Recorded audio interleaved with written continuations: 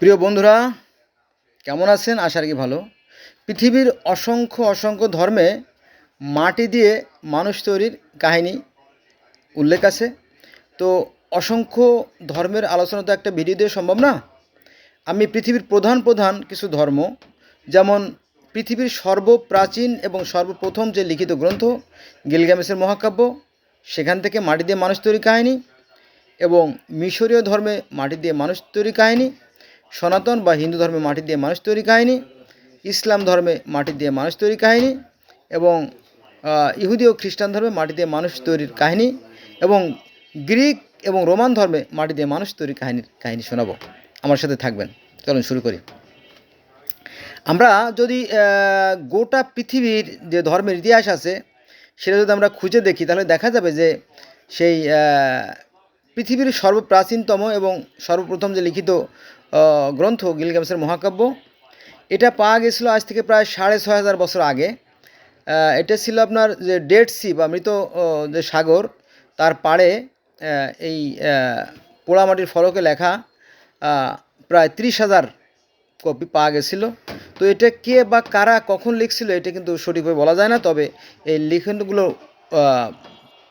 মানে উদ্ধার করা গেছে আপনার আক্কাডিয়ান ভাষায় এটা লেখা আছে। যাক, তো সেখানে দেখা যায় যে যিনি স্বর্গ মর্ত পৃথিবীর যিনি রচনাকারী অর্থাৎ আল্লাহ বা সৃষ্টিকর্তা, তাকে বলা হয় আনু। এই আনু দেবী আরুরুকে বলে যে তুমি কাদা দিয়ে মানুষ তৈরি করো, এই কাহিনী আছে।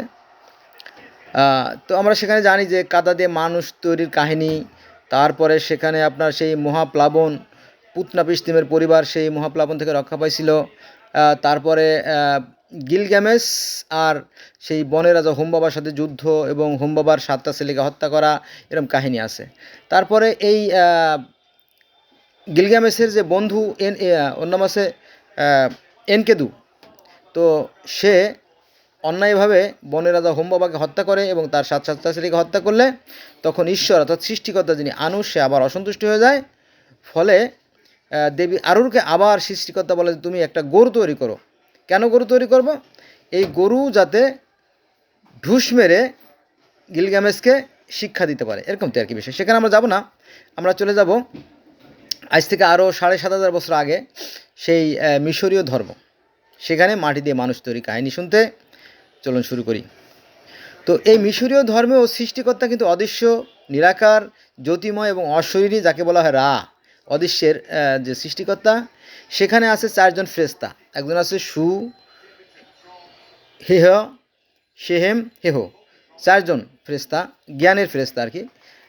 সে কথা বর্ণনা করা আছে। তো সৃষ্টিকর্তা এদেরকে দায়িত্ব দিলেন সৃষ্টি করার জন্য। শেতসুট নামে একজন দেবতা বা ফেরেশতা, আমরা যাকে বলি ফেরেশতা বলি মুসলমানরা, ওরা তাকে বলে দেবতা, এই আর কি। তো ঈশ্বর সেই শেতসুটকে বলল যে তুমি কুমারের যে কাদা, কুমোররা দেখবেন যে মিহি এবং আঠালো মসৃণ যে কাদা আছে, এগুলোতে হাঁড়ি পাতিল তৈরি করে। তো সেই কুমারের যে মিহি কাদা, এই কাদা দিয়ে মানুষ তৈরি করো। তো শেতসুট কী করলো? সে কাদা দিয়ে প্রথম মানব এবং প্রথম মানবীকে সৃষ্টি করলো।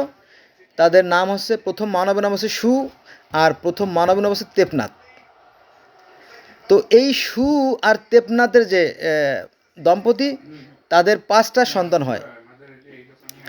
এক নম্বরে হচ্ছে আপনার ওসাইরিস, 2 নম্বরে হচ্ছে আইসিস, 3 নম্বরে হচ্ছে শ্বেত, 4 নম্বরে হচ্ছে নেপতিস, আর 5 নম্বরে হচ্ছে আনুবিস। এই 5টা সন্তানের কথা জানা যায়। আর একটু যদি বলি তাহলে আমার কাছে ভালো হয়, সেটা হচ্ছে যে আমাদের ইসলাম ধর্মে কিন্তু আদম হাওয়ার 5টা সন্তানের কথা বলা আছে। 1 নম্বর আছে হাবিল, 2 নম্বর আছে কাবিল, 3 নম্বর আছে শীষ নবী, 4 নম্বর আছে গাছ বিবি, 5 নম্বর আকলিমা। বুঝা গেছে? তো মিশরীয় ধর্ম আরও 5 জনের কথা পাই, আর এদিকে ইসলাম ধর্ম 5 জনের কথা পাই। আবার সনাতন ধর্ম কিন্তু 5 জনের কথা বলা আছে। সেটা হচ্ছে যে প্রথম মানবের নাম আছে জমজমি, মনু শতরূপা, অথবা আদম হব্ববতী।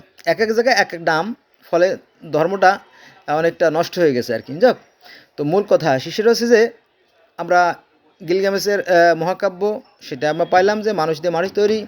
2 নম্বরে মিশরীয় ধর্মে দেখলাম মাটি দিয়ে মানুষ তৈরি। এবং 3 নম্বরে আমরা যাবো সনাতন ধর্মে, সেখানেও মাটি দিয়ে মানুষ তৈরির কথা উল্লেখ আছে। আর এটা আছে উপনিষদে, সেখানে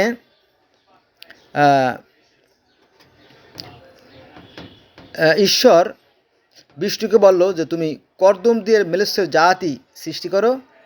তখন তিনি এই মেলেশ্বর জাতি সৃষ্টি করেন, এই আদম এবং হব্বাপতিকে সৃষ্টি করেন।